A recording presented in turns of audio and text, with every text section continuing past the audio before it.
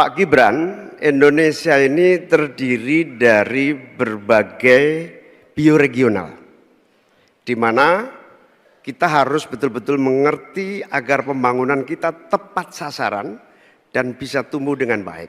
Pertanyaannya, bagaimana strategi Anda melaksanakan pembangunan berbasis bioregional itu agar keadilan iklim terjaga, keadilan sosial terwujud, keadilan ekologi terlaksana dengan baik, keadilan antar generasi juga terwujud, sekaligus keadilan sosial.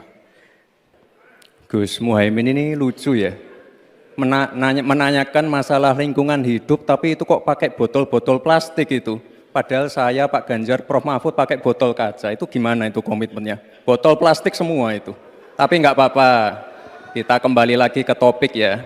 Intinya di sini kita sudah berkomitmen untuk yang namanya pembangunan tidak boleh lagi Jawa sentris, harus mulai Indonesia sentris. Kemarin Gus Muhaimin menolak IKN, tidak apa-apa, akan kita lanjutkan dan akan kita perkuat IKN itu.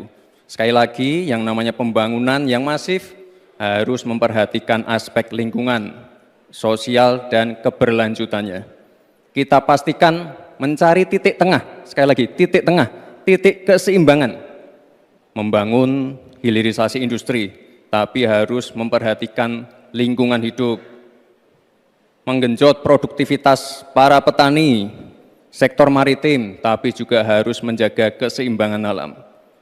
Pastikan sekali lagi AMDAL, analisa lingkungan, sustainability report bisa tersajikan dengan baik, dan pastikan menggandeng pengusaha-pengusaha lokal, UMKM lokal. Jadi tidak besar sendiri, tapi ikut membesarkan yang lain. Intinya adalah anggaran ini dipakai untuk kesejahteraan rakyat. Pemerataan pembangunan itu penting. Dan sekali lagi, pembangunan yang masif harus memperhatikan sisi-sisi lingkungan hidup. Karena sekali lagi, yang namanya bencana kekeringan, banjir, kenaikan air laut, ini ancamannya sudah ada di depan mata. Dan ini adalah ancaman yang sangat nyata. Terima kasih. Pertanyaan saya tidak terjawab sama sekali. Karena di undang-undang kita juga dinyatakan bahwa potensi bioregional kita itu adalah bahwa wilayah nasional kita itu bukan terbagi, bukan saja sekedar karena politik dan administrasi, tetapi ekosistem lingkungannya ada, sekaligus juga komunitas masyarakat yang tumbuh juga menjadi pertimbangan. Sehingga Papua misalnya, jangan pernah salah dalam membangun Papua. Papua harus berbasis pemerataan dan keadilan yang sempurna. Maluku misalnya, dengan kekuatan maritimnya, Maluku menjadi bioregional untuk pengembangan ekonomi kelautan dan perikanan. Jawa misalnya, keberlanjutan pembangunan yang menumbuhkan potensi ekonomi secara pertumbuhan. Katanya tidak menjawab pertanyaan, tapi Gus Muhaimin malah ngomongin pemerataan pembangunan. Itu kan tadi yang saya omongin, Gus.